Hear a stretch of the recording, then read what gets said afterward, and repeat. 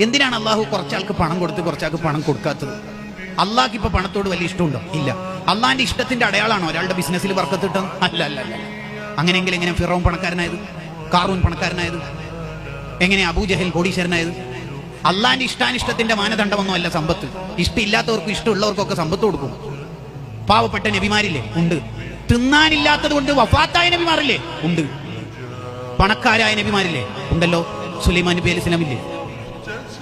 കോടീശ്വരന്മാരായ സ്വഹാബത്തില്ലേ? ഉണ്ട്. ദാരിദ്ര്യത്തിന്റെ തീച്ചുളയിൽ ജീവിച്ച സ്വഹാബത്തില്ലേ? ഉണ്ട്. അപ്പൊ പണം അള്ളാഹുവിന്റെ ഇഷ്ടാനിഷ്ടത്തിന്റെ മാനദണ്ഡം അല്ലേ? അല്ല. പിന്നെന്തിനാ അള്ളാഹു ഇങ്ങനെ സംവിധാനിച്ചത്? പണക്കാരന് പാവപ്പെട്ടവനോട് കമ്മിറ്റ്മെന്റ് ഉണ്ടോ എന്ന് അറിയാനാണ് ചിലരുടെ കയ്യിൽ പണം കൊടുത്ത് ചിലർക്ക് പണം കൊടുക്കാതെ അള്ളാഹു ഇങ്ങനെ നിരീക്ഷിക്കുന്നത്.